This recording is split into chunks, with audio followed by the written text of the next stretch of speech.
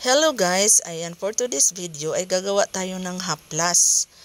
Oo, haplas na galing sa buto ng avocado. Ang mga sangkap ito lang po. Alcohol, avocado at saka lagayan natin ng kahit ano, plastic bottle or kahit kung may ano kayo dyan, mga botilya na hindi na ginagamit, yung malinis ha, yung malinis. Ito lang po ang mga sangkap natin. So kung paano gagawin ang haplas, tingnan ninyo ang videong ito. Kunin lang po ang buto ng avocado, yan. Yung avocado, bukod sa masarap siya gawing salad, ang kanyang buto ay hindi na ninyo maitatapon na parang walang silbi.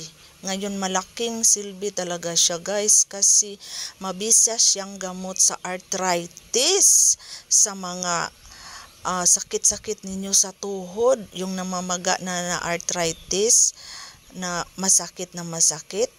Hindi na kayo bibili ng mga gamot dyan sa butika, yung mga mamahalin na gamot na pang arthritis. Pahiran lang ninyo nito guys, at mawawala yung sakit na yan. Ayan, ganyan ang paggawa. Sa puntong ito, nahirapan talaga ako sa paghiwa guys, kaya wala akong tadtaran. Walang tadtaran. Ayan, walang tadtaran dyan sa sa office namin. Kaya yan na lang ang ano ko. Yan ang paghiwa, pinong-pino guys, pinong-pino. As in, pinong-pino talaga siya guys. Para maisilid natin siya dyan sa plastic bottle. O yan.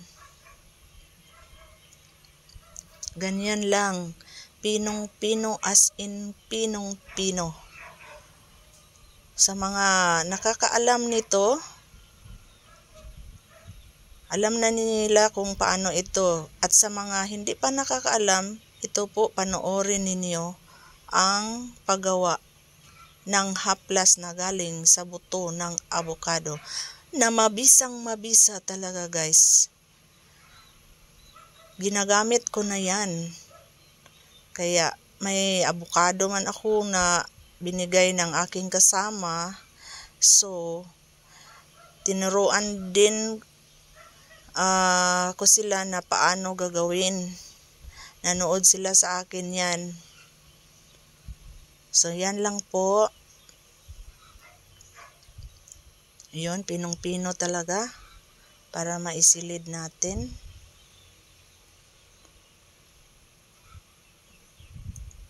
Yung buto sa avocado guys is matigas yan. Kaya ingat talaga kayo sa paghiwa niyan guys. Bukod sa madulas siya, matigas din siya. Kaya yung paghiwa ninyo, mag-ingat kayo. Ingatan nyo yung yung kamay ninyo, baka maano sa kutsilyo. O yun.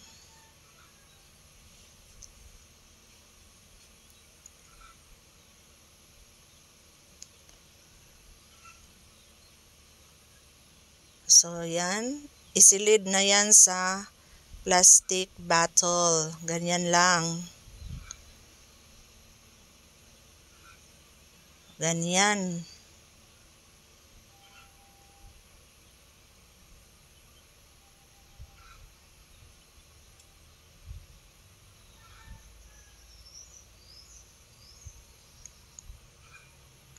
Mag-ingat din kayo guys, kasi yung ang buto niya is mantsa siya.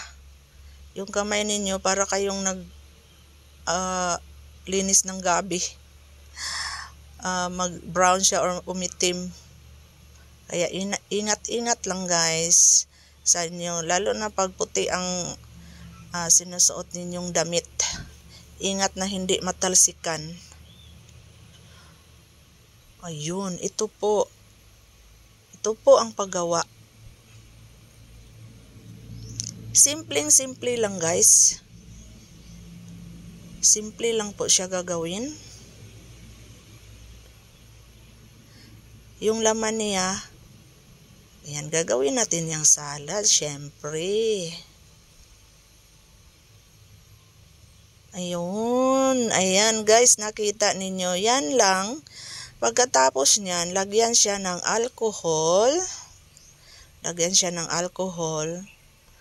At ibabad lang ninyo ng 24 hours. 24 hours ang pagbabad niyan guys ha. Tsaka ninyo gagamitin.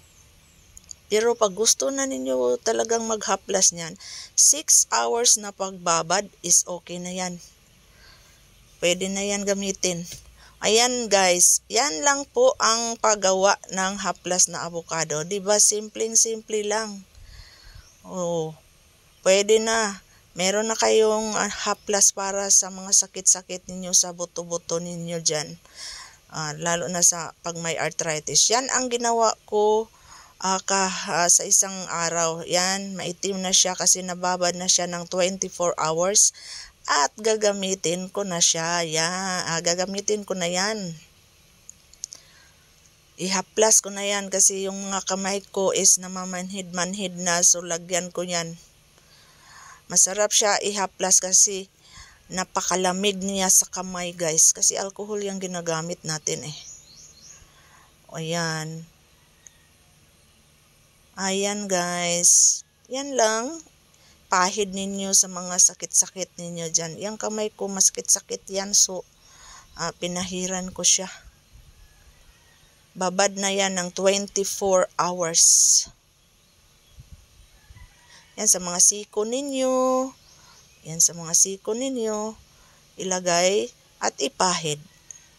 Yan lang po guys. Ayan, sana may natutunan kayo sa videong ito. God bless po. Next time.